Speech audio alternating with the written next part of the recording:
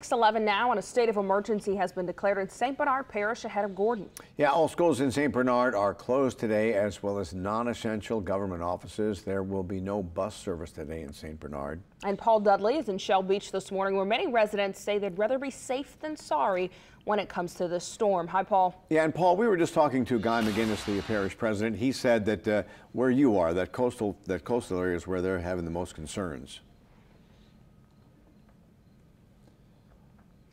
That is definitely the case, Eric, and that has everything to do with storm surge. Residents out here were pulling their boats out of Campos Marina as early as yesterday.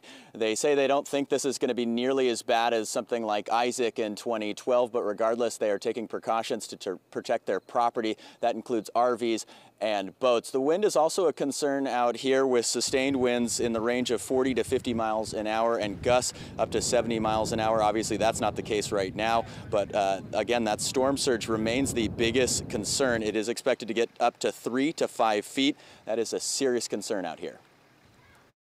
When you get a storm that comes in from that eastern side of Louisiana, it's going to push a tidal surge. You know, and if you want to protect the camper and you want to have it here to come back to, you want to move it.